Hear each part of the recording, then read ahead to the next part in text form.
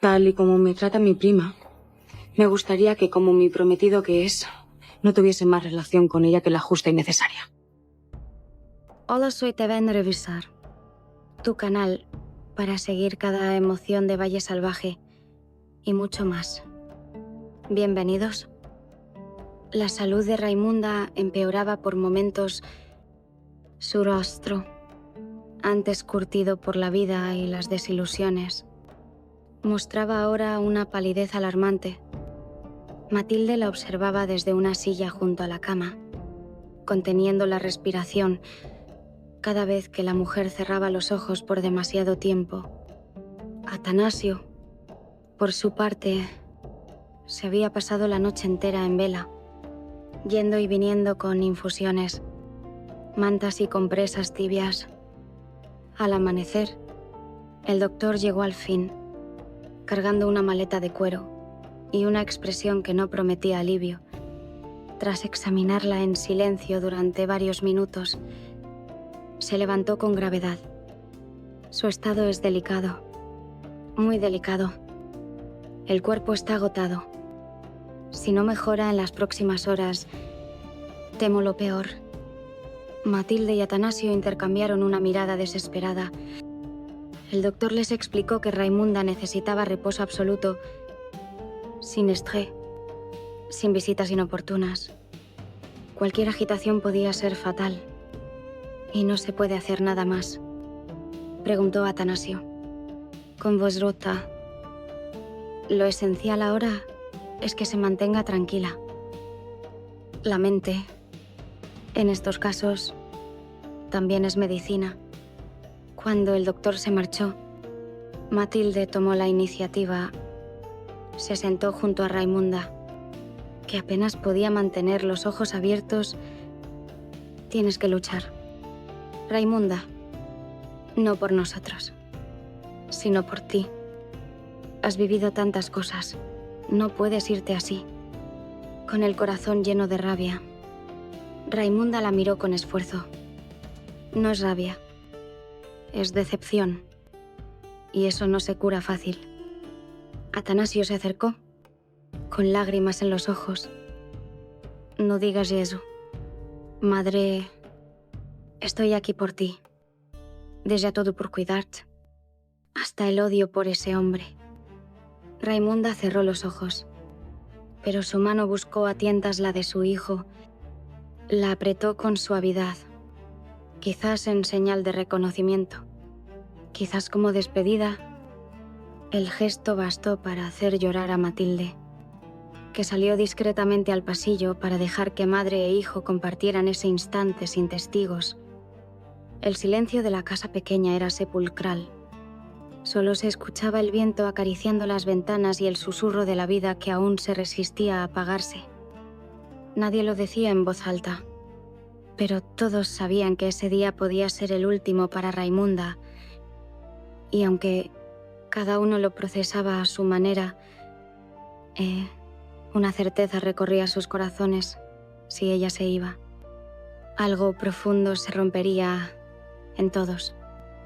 Mientras en la casa pequeña se lidiaba con el miedo a la muerte, en la casa grande se hablaba de escapatorias y decisiones irrevocables. Julio, con paso firme, se dirigió al despacho de su padre, decidido a comunicarle algo que venía rumiando desde hacía semanas. Después de la boda de Rafael con Úrsula, me marcho a Francia, dijo sin rodeos. José Luis, que revisaba unos papeles, alzó la vista lentamente. ¿Y qué clase de noticia es esa? Vas a irte como un niño cobarde que no soporta las consecuencias de sus errores. No me estoy escapando, respondió Julio. Solo quiero poner distancia. Este lugar me asfixia. El duque frunció el ceño. Se levantó con lentitud, como si cada gesto formara parte de una estrategia calculada. Y vas a dejar a tu esposa sola, a tu familia, justo cuando más te necesita. Julio no respondió de inmediato. Miró por la ventana, como buscando palabras entre los árboles que se agitaban con el viento. Adriana puede cuidarse sola. Y yo no puedo seguir viviendo aquí, fingiendo ser algo que no soy. Lo que ocurrió entre Rafael y ella me cambió. Esta casa me cambió. José Luis dio un paso hacia él. No vas a faltar al compromiso. Estás obligado a asistir. Sería una falta de respeto. Entonces iré, pero que no se espere nada más de mí. El tono de Julio era firme, pero sereno. Ya no era el joven impulsivo de antes. Había madurado entre traiciones, silencios y miradas ajenas. Más tarde, se encontró con Adriana en la biblioteca. Ella estaba de pie frente a una estantería, hojeando un libro sin realmente leerlo. Cuando lo vio entrar, lo cerró. ¿Le dijiste ya a tu padre? Julio asintió. Sí. Después de la boda, me marchó. ¿Y crees que eso resolverá algo? No lo sé. Pero es lo único que puedo hacer sin dañar más a nadie. Adriana lo miró, comprendiendo que su decisión era también una forma de pedir perdón. No necesitaban más palabras. Había entre ellos una tregua silenciosa, forjada a través del desgaste. José Luis, desde su despacho, los observó pasar por el corredor. Apretó los labios. Su control sobre la familia comenzaba a erosionarse. Primero Mercedes, luego Bernardo, ahora Julio. Cada uno a su manera estaba trazando una línea, y él, acostumbrado a ordenar, empezaba a sentir el peso de una realidad que no podía contener. Adriana pasó la noche posterior a la cena de compromiso con el alma hecha trizas. Apenas pudo quitarse el vestido cuando subió a su habitación. Cayó sentada sobre la cama, y allí se quedó, inmóvil durante varios minutos, hasta que la tensión acumulada comenzó a derramarse en forma de lágrimas silenciosas. Luisa entró sin anunciarse. Al verla tan deshecha, se acercó con cuidado, sin querer invadirla. «¿Está todo bien, señora?», preguntó con dulzura. Adriana negó con la cabeza, tapándose el rostro con las manos. «No puedo más. Luisa, no puedo seguir fingiendo que estoy entera». Luisa la abrazó sin decir nada, dejando que el llanto fluyera. Adriana, entre solos dos, empezó a hablar. Estuve ahí sentada, escuchando cómo celebraban una farsa, cómo Rafael sonreía a Úrsula como si todo fuera normal. Y yo sintiéndome una tonta por haber creído en él. «Usted no es tonta, señora», dijo Luisa. «Solo confío en el amor». Adriana sacudió la cabeza, llena de rabia. No fue amor, fue cobardía, por parte de los dos. Él por no luchar y yo por no aceptarlo antes. Pasaron la noche así, con Luisa a su lado, escuchando, ofreciendo pañuelos y palabras de aliento. En algún momento de la madrugada, Adriana se quedó dormida sentada, con el rostro húmedo y la expresión aún crispada. Por la mañana, al despertar, tenía los ojos hinchados y una determinación nueva en la mirada. Se levantó, se cambió de ropa y salió al jardín. Rafael la vio desde lejos y quiso acercarse, pero algo en su postura lo detuvo. Más tarde, al encontrarse con Bárbara, Adriana le confesó todo. «Ya no tengo lágrimas, solo un vacío que no sé cómo llenar». Bárbara la tomó de la mano. «Entonces empieza por ti. Deja de cargar con la culpa de lo que no hiciste. No fuiste tú quien se comprometió con alguien sin amor». Adriana sonrió débilmente. Esa conversación fue su primer respiro en días. Mientras tanto, Úrsula celebraba en privado su aparente victoria. Para ella, Adriana ya no era una amenaza, su control sobre Rafael, al menos en apariencia, era absoluto. Lo que no sabía es que la herida que había dejado en Adriana estaba lejos de ser una señal de derrota. Era el inicio de una transformación. En su soledad, Adriana comprendía que había tocado fondo. Y desde ahí, solo podía subir. En el salón principal de la casa grande, Victoria caminaba de un lado a otro con el ceño fruncido. Su expresión indicaba que algo muy serio estaba a punto de ocurrir. Isabel, observando desde la puerta, sabía que no debía interrumpirla. Finalmente, Victoria se detuvo y llamó con voz firme. «Llama al duque. Debe venir ahora mismo. No puede esperar más». José Luis llegó poco después, impaciente, sin saber qué noticia lo aguardaba. Victoria lo miró con una mezcla de desprecio y triunfo. «Nos han engañado. Mercedes y Bernardo planean casarse hoy mismo». José Luis se quedó en silencio por un segundo. Luego, su rostro se transformó en una mueca de furia. «¿Qué estás diciendo?» «Lo que oyes.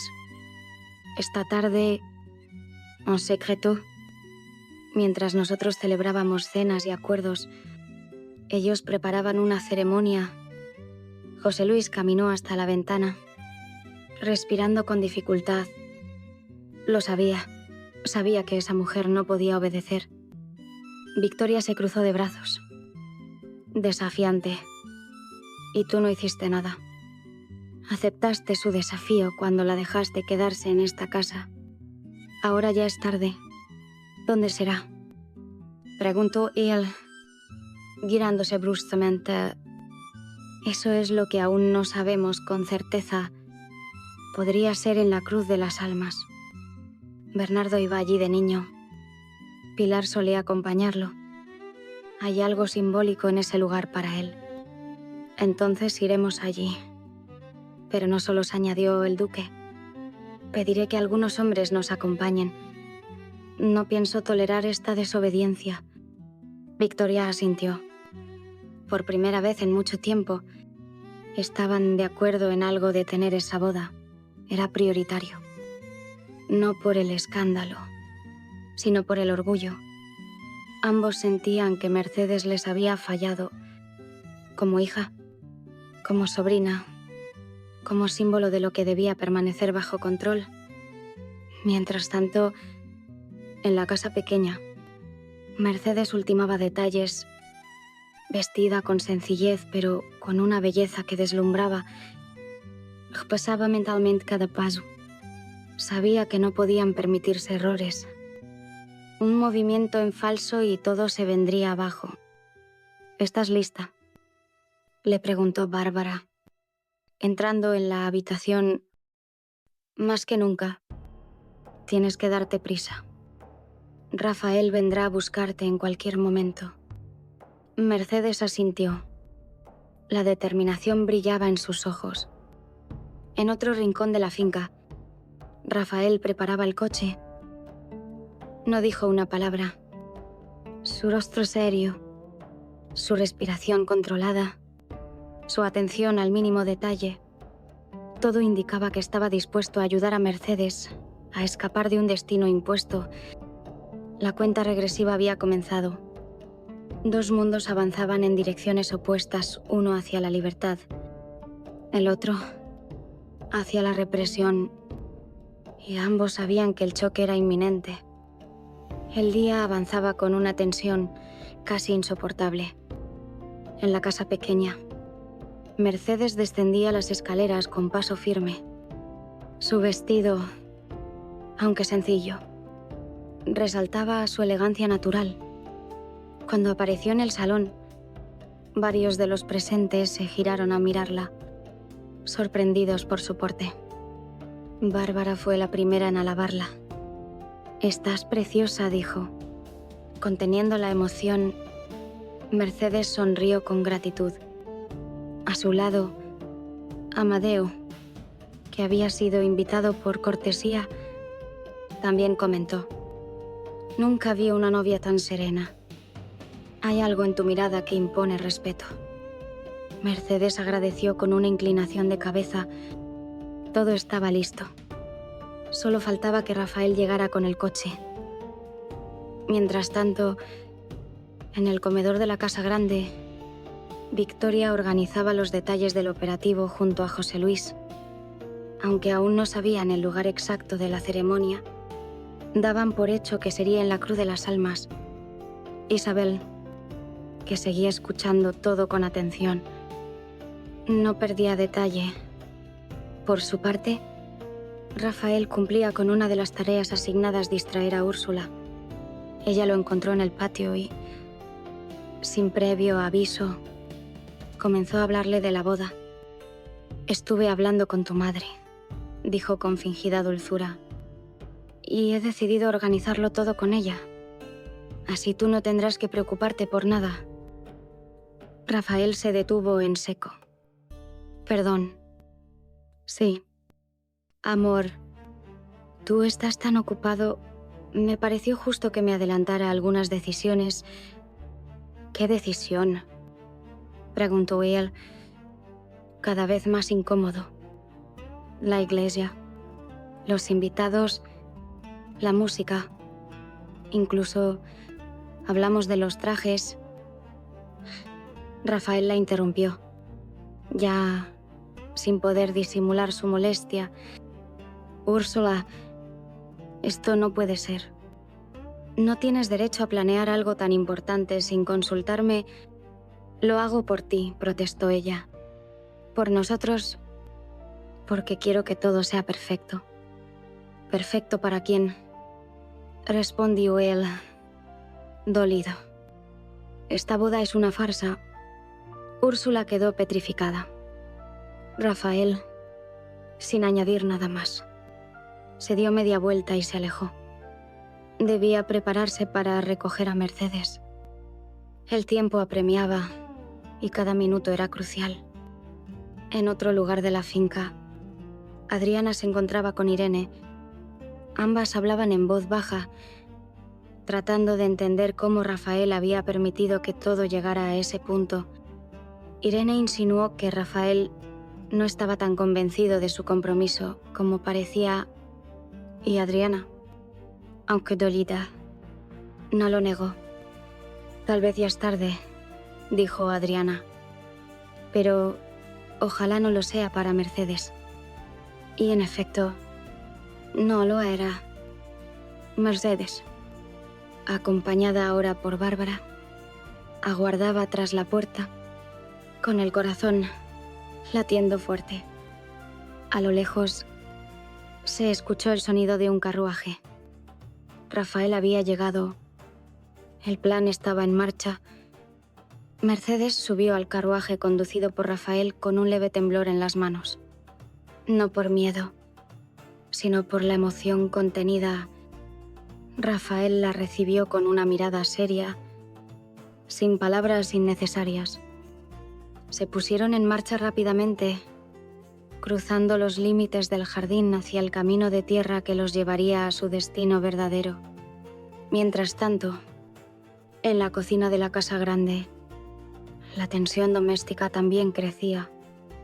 Isabel entró con determinación y encontró a Eva peleando, una vez más, con una de las sirvientas más jóvenes. El tono elevado y las palabras punzantes se escuchaban desde el corredor. «Basta», interrumpió Isabel con autoridad. «Esta no es manera de comportarse, ni en esta casa ni en ninguna». Eva trató de justificarse, pero Isabel la cortó en seco. «Te lo he advertido varias veces. Tu actitud está arrastrando al resto del personal. Si no puedes mantener el orden, me veré obligada a reemplazarte». Amadeo, que pasaba por allí, se detuvo y trató de calmar el ambiente. «Isabel, tal vez no sea para tanto. Eva lleva muchos años aquí». No. Amadeo lo interrumpió ella. A veces la experiencia no justifica el maltrato. Eva, visiblemente molesta, lanzó una mirada a ambos y salió sin decir palabra. El silencio que dejó atrás fue aún más incómodo. De vuelta en la casa pequeña, Matilde aprovechaba la ausencia de Mercedes para conversar con Raimunda, quien seguía débil en la cama, pero mucho más consciente que en los días anteriores. Matilde le hablaba con suavidad, intentando hacerle ver todo lo que Atanasio había hecho por ella. Tu hijo se ha sacrificado como pocos. Ha dejado su orgullo, su odio, incluso su trabajo, todo por ti. Raimunda murmuró con voz roncha. Él no sabe lo que pasó entre su padre y yo. Nunca lo entenderá. No necesita entenderlo todo, respondió Matilde. Solo necesita saber que lo amas. Y tú también necesitas aceptarlo. No puedes vivir con ese rencor. Raimunda suspiró, mirando al teco. Sus ojos se humedecieron. Tal vez por primera vez consideraba la posibilidad de perdonar, no al duque, Nunca a él, pero sí a su propio pasado, y con ello a su hijo. En ese mismo instante, el duque José Luis y Victoria se preparaban para partir hacia la Cruz de las Almas. Llevaban consigo a 2 hombres de confianza. Iban convencidos de que allí los encontrarían y que podrían impedir la ceremonia. Que no quede piedra sin mover, ordenó José Luis. No pienso permitir que nos desafíen así. Pero lo que no sabían era que estaban cayendo en una trampa perfectamente orquestada. José Luis y Victoria llegaron a la Cruz de las Almas con la seguridad de quien se cree un paso por delante. El carruaje se detuvo entre la polvareda del camino y los hombres descendieron con paso firme. Victoria bajó ajustándose el velo que la protegía del sol. Su mirada escaneó cada rincón del paisaje, pero no encontró más que silencio, pasto alto y las cruces de piedra que daban nombre al lugar. Aquí no hay nadie, dijo uno de los acompañantes.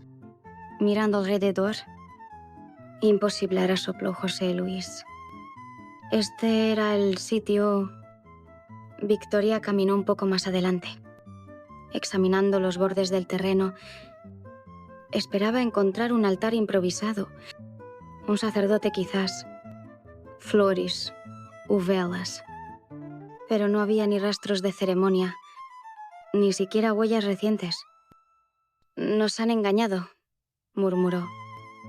José Luis apretó los dientes con rabia contenida. No puede ser, musitó. Esa mujer nos ha hecho creer que vendría aquí. Es solo para distraernos. Mientras nosotros buscábamos en dirección contraria, ellos se estaban casando en otro lugar, añadió Victoria con frialdad. La humillación era insoportable. El duque, habituado a dominar y controlar cada movimiento de quienes lo rodeaban, comprendía por primera vez lo que significaba ser burlado. ¿Dónde? Entonces, preguntó con voz baja, como si buscara más una revancha que una respuesta. No lo sé, admitió Victoria. Pero si han logrado esto, entonces la ceremonia ya debe estar en marcha, o incluso terminada.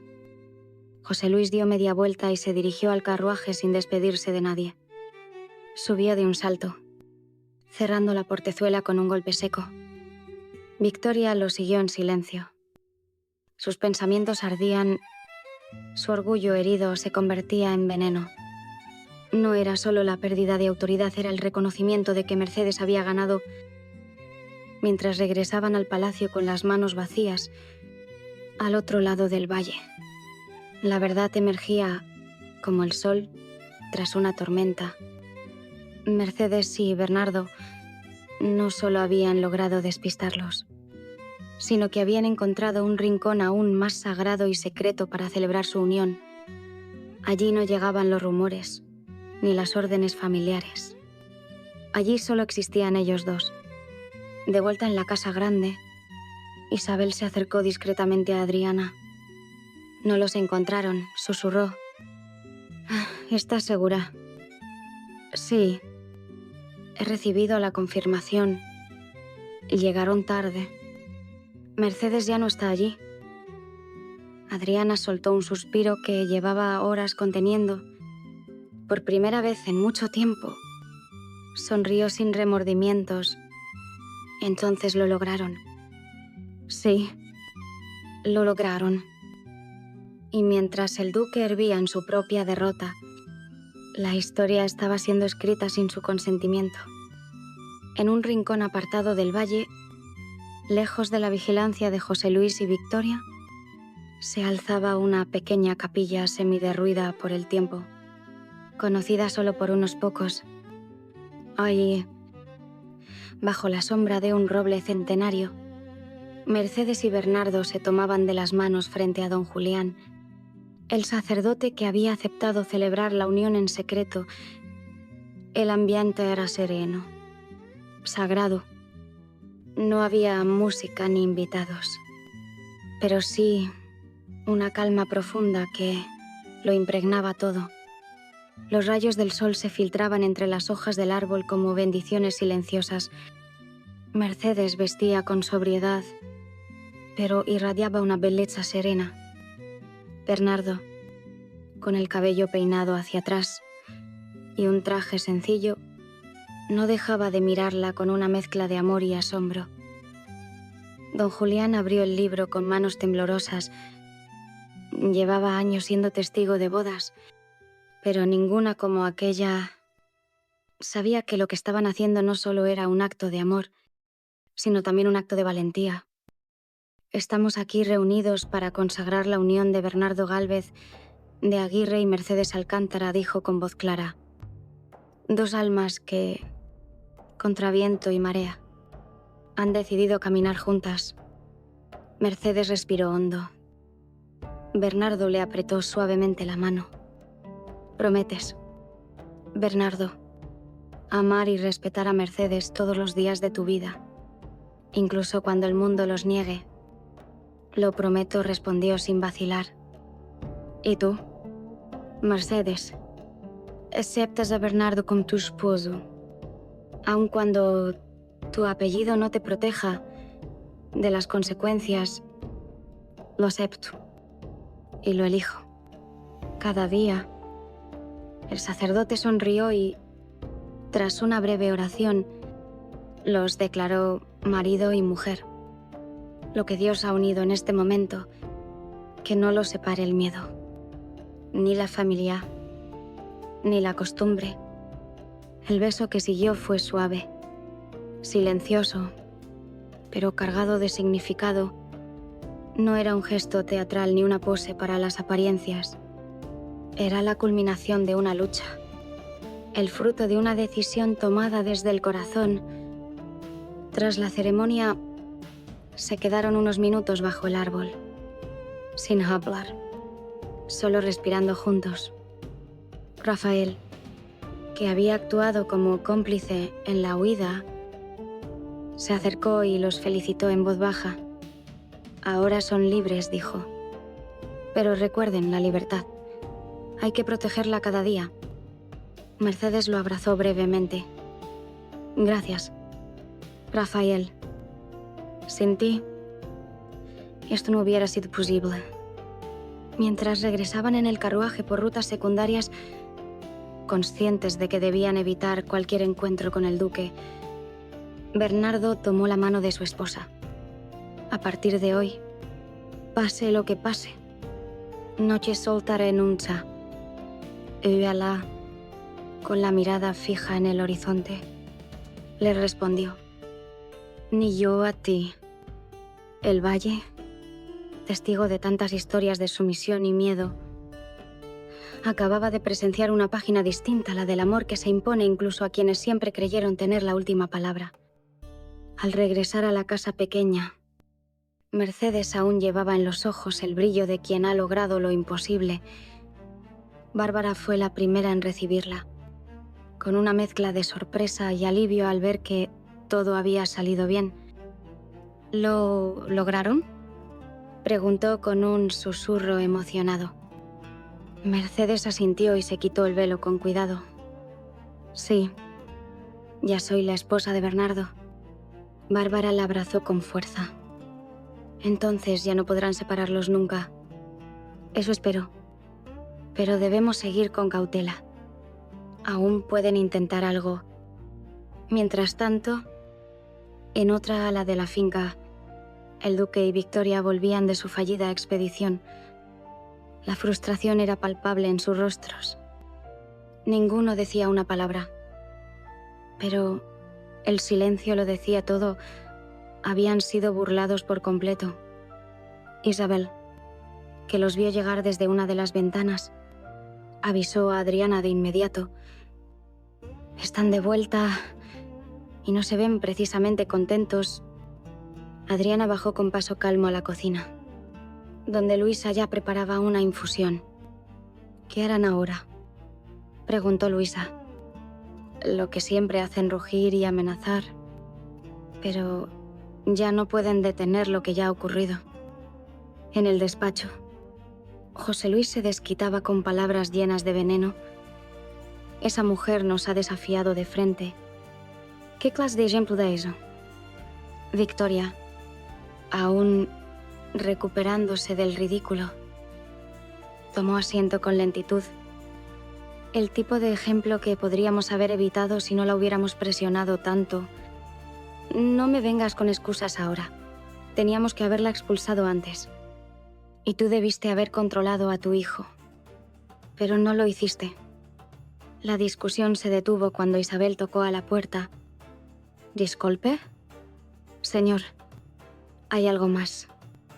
¿Qué cosa? Pedrito ha dicho que no quiere irse a Madrid. José Luis cerró los ojos y respiró hondo. Otro revés. Otra pérdida de poder. Era como si cada persona en esa casa estuviera rompiendo una cadena invisible, negándose a obedecer. Horas más tarde, Bernardo regresó con el carruaje. Entró por la parte trasera de la finca y fue recibido por Amadeo, que lo saludó con una sonrisa cómplice. En cuanto lo vio, Mercedes se acercó corriendo y se abrazaron como si hubieran estado separados por años.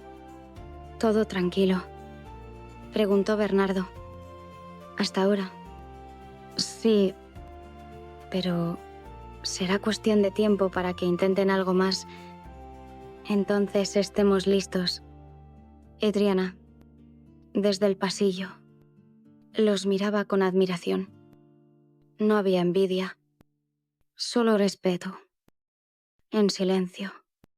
Deseó que algún día ella también pudiera elegir sin miedo, porque lo que Mercedes y Bernardo acababan de hacer no era solo amor.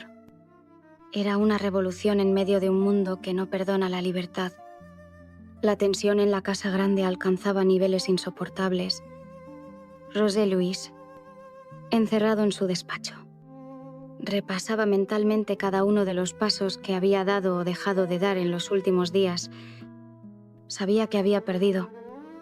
Lo sentía en los rostros de los sirvientes, en las miradas que evitaban la suya, en la manera en que incluso Victoria ya no lo miraba con admiración, sino con decepción.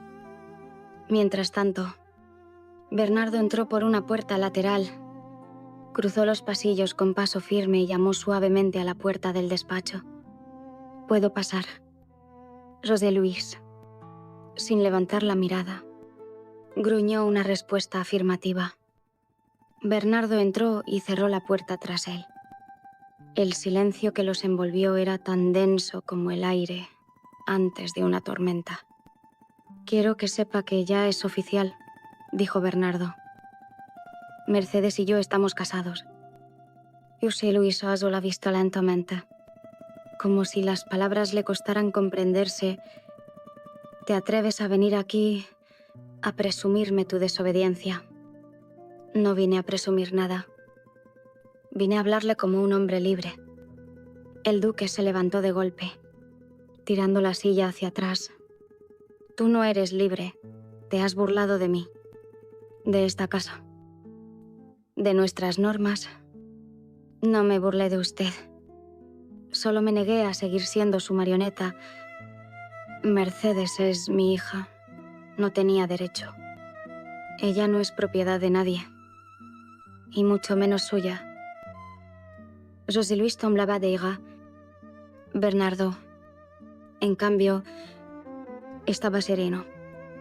He vivido años sintiendo que no podía alzar la voz. Pero desde que Mercedes y yo nos dimos el sí, por fin expiro. Por fin camino con dignidad. ¿Y crees que eso bastará para enfrentar las consecuencias? No vine a negociar castigos.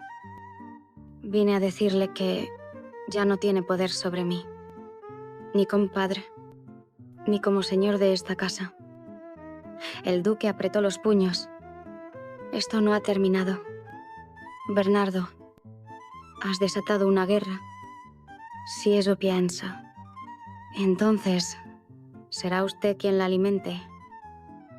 Porque de mi parte ya no hay miedo, solo determinación. Bernardo dio media vuelta y salió, dejando tras de sí un silencio cargado de derrota y furia contenida. Poco después, José Luis convocó a Victoria. Le explicó lo ocurrido con voz temblorosa. Ella lo escuchó sin interrumpir. Nos han quitado la autoridad, dijo él finalmente. No respondió Victoria. Nos la hemos dejado quitar. Por orgullo. Por control. Por miedo a que sean felices sin nosotros. José Luis no respondió. Por primera vez. Parecía derrotado no por los demás, sino por sí mismo. La tarde caía sobre el valle con una quietud extraña. Los rayos del sol pintaban de dorado los campos, pero en la casa grande la tensión continuaba latente. Isabel se mantenía cerca de los corredores, recogiendo fragmentos de conversaciones, observando movimientos. No era espionaje, era instinto. Sabía que algo más iba a suceder. En la sala de costura, Úrsula conversaba con su madre acerca de los preparativos de la boda con Rafael. Hablaban de flores, de música, del número de invitados. Todo sonaba perfecto, hasta que Isabel entró sin previo aviso. Disculpen la interrupción, dijo con cortesía, pero necesito hablar con usted, señora Victoria. Victoria se levantó sin cuestionar. En cuanto ambas estuvieron solas en el pasillo, Isabel habló en voz baja. Creo que se ha cometido un error. La boda no fue en la Cruz de las Almas. Fue en otro sitio. Victoria la miró con incredulidad. ¿Qué estás diciendo? Escuché a Amadeo hablando con uno de los jardineros. Mencionaron una capilla en ruinas. Un sitio donde nadie iría a buscarlos. Lo hicieron a propósito para confundirnos. Victoria palideció. Habían caído en la trampa. ¿Y sabes dónde está esa capilla? Sí. Aunque ya no importa. La ceremonia debió terminar hace horas. Victoria apretó los labios. No soportaba la idea de haber sido burlada de nuevo. Y peor aún, que el engaño hubiese sido tan sencillo. En ese momento, un criado entró al despacho del duque con una nota. Era breve y directa. Mercedes y Bernardo ya son marido y mujer. Rogamos que no intenten separarlos. No hay más que discutir. José Luis arrugó el papel con una furia silenciosa. Lo arrojó al fuego sin decir palabra. ¿Qué decía? Preguntó Victoria. La confirmación de nuestra derrota. Mientras tanto, en la casa pequeña, Mercedes y Bernardo compartían un momento de paz, sentados en el porche trasero. Observaban el cielo teñido de naranja. ¿Crees que vendrán a buscar represalias?, preguntó Mercedes. Seguramente, pero ahora ya no me asusta. ¿Y si intentan separarnos? Ya no podrá, Ana. El acto está consumado. Ya no hay vuelta atrás. Adriana llegó poco después. Con una cesta en las manos, pensé que querrían algo caliente, dijo, sonriendo.